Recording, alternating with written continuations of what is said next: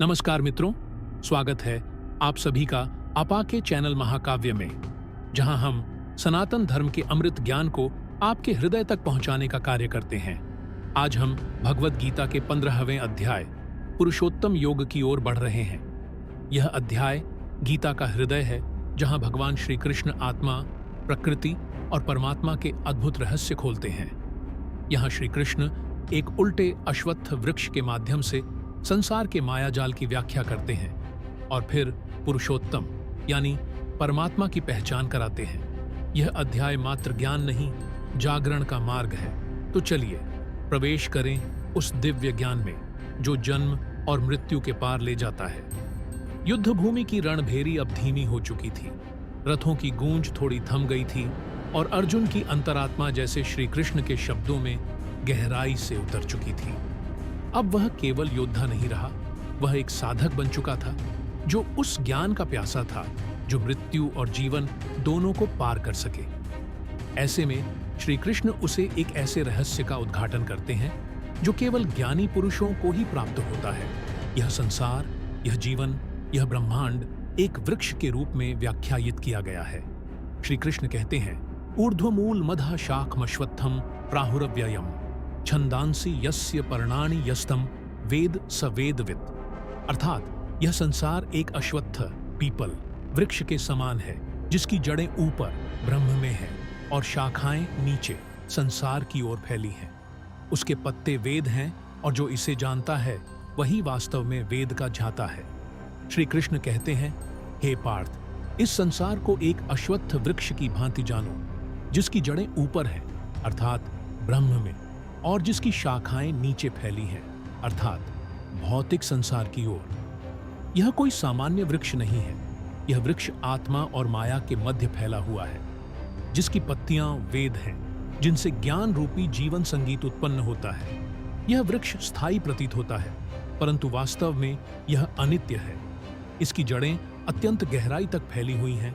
कामना, वासना, मोह और अहंकार रूपी मूल इसे दृढ़ बनाए हुए हैं।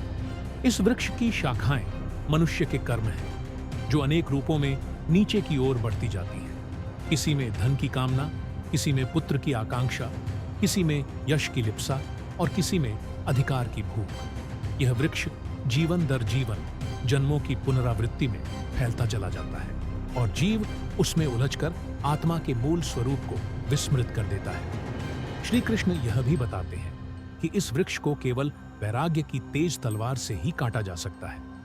यह तलवार असंगता की है, न कि किसी बाहरी अस्त्र की। जब साधक संसार की माया को पहचान लेता है, जब वह यह जान लेता है कि सुख और दुख, हानि और लाभ, जन्म और मरण सब एक ही वृक्ष की शाखाएं हैं, तब वह जड़ों को काटने की शक्ति अर्जित करता है।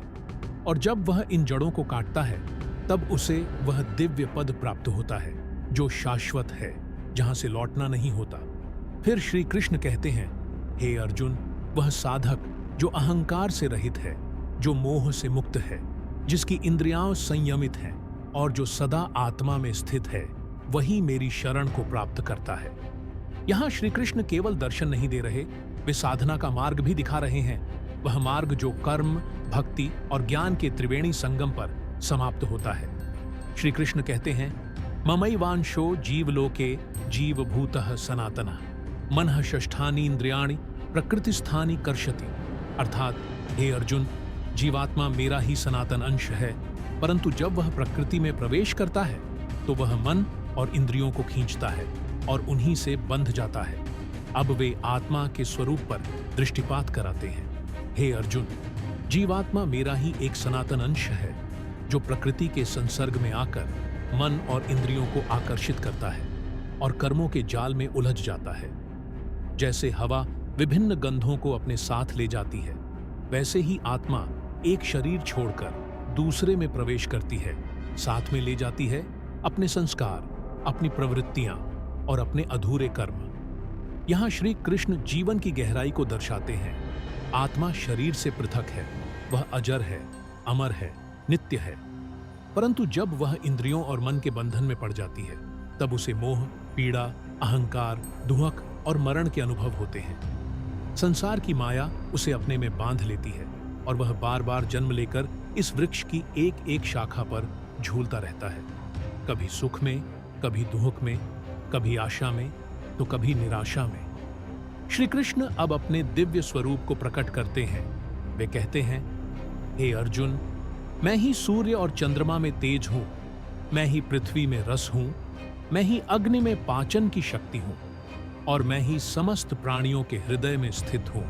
यह वाणी केवल दर्शन नहीं, यह परमेश्वर की अनुभूति का रहस्य है। जब कोई साधक यह जान जाता है कि यह संपूर्ण सृष्टि में जो भी गति, चेतना, प्रकाश, ध्वनि और शक्ति है वह उसी परम पुरुष की ही अभिव्यक्ति है, तब उसके भीतर एक दिव्य क्रांति होती है। श्री कृष्ण आगे कहते हैं, हे अर्जुन, मैं ही वह हूं जो वेदों में प्रतिष्ठित हूं, मैं ही झाता हूं, मैं ही झेय हूं और मैं ही वेदांत का रचयिता हूं। यह घोषणा स्पष्ट करती है कि जो ज्ञान, धर्म, साधना और मोक्ष की बात करता है उसका मूल भी श्री कृष्ण ही है, अर्थात केवल उपासना से नहीं वरन संपूर्ण ज्ञान और विवेक के पथ पर चलकर ही पुरुषोत्तम तक पहुंचा जा सकता है। श्री कृष्ण कहते हैं, द्वाविमो पुरुषो लोके क्षरश्चाक्षर एव च क्षरः सर्वाणि भूतानि कूटस्थोक्षर उच्यते। अर्थात हे अर्जुन, संसार में दो प्रकार के ही जीव होते हैं, एक नाशवान क्षर और दूसरे अविनाशी अक्षर। इनमें समस्त जीवों के शरीर तो नाशवान होते हैं और समस्त जीवों की आत्मा को अविनाशी कहा जाता है। अब श्री कृष्ण जीवन और ब्रह्मांड की सबसे गूढ़ परिभाषा सामने रखते हैं। वे कहते हैं कि इस सृष्टि में दो प्रकार के तत्व हैं, क्षर पुरुष जो नाशवान है जैसे शरीर, मन, बुद्धि, अक्षर पुरुष जो आत्मा है, नित्य है, पराकर्ता और निर्लिप्त है, और इन दोनों से परे पुरुषोत्तम परमात्मा जो सबको धारण करता है, जो संसार के भीतर रहकर भी उससे अछूता है, जो सर्वत्र व्याप्त है परंतु निर्लिप्त है। जब मनुष्य पुरुषोत्तम के स्वरूप को जान लेता है तब वह जानता है कि न मैं शरीर हूं, न मन, न अहंकार। मैं उस चेतना का अंश हूं जो अविनाशी है, जो न प्रकाश में खोता है न अंधकार में, जो मृत्यु को भी पार कर चुका है। श्री कृष्ण कहते हैं, जो यह पुरुषोत्तम तत्व जान लेता है वह सचमुच बुद्धिमान है और उसने जीवन का परम लक्ष्य प्राप्त कर लिया है। यह ज्ञान केवल शास्त्रों के पृष्ठों में सीमित नहीं है, यह जीवन को जागृत करने वाला, मरण को शांत करने वाला और आत्मा को मोक्ष की ओर ले जाने वाला अमृत है। जब अर्जुन ने श्री कृष्ण की वाणी को अपने अंतःकरण से सुना तो उसके भीतर एक मौन उत्पन्न हुआ। वह मौन जिसमें समस्त प्रश्न समाप्त हो जाते हैं, वह मौन जिसमें केवल अनुभव बचता है। यह जीवन केवल सांसों की गिनती नहीं है, यह अवसर है उस पुरुषोत्तम को जानने का जो हमारे भीतर है फिर भी हमसे परे है। जिस दिन हम जान लें कि मैं शरीर नहीं हूं, मैं मन नहीं हूं, मैं उस पुरुषोत्तम का अंश हूं, उसी दिन हमारे भीतर एक नया जन्म होता है। श्री कृष्ण ने केवल अर्जुन को नहीं, हम सबको यह ज्ञान दिया है। हर युद्ध भूमि पर खड़े हुए मनुष्य के भीतर वही प्रश्न उठते हैं, मैं कौन हूं, कहां से आया हूं, मुझे कहां जाना है? और हर बार उत्तर एक ही आता है, तुम पुरुषोत्तम की संतान हो।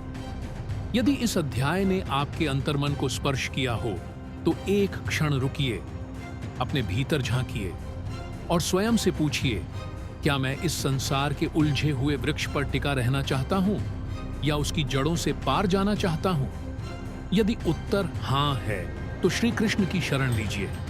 उनका ज्ञान, उनका नाम, उनका प्रेम यही मोक्ष का द्वार है।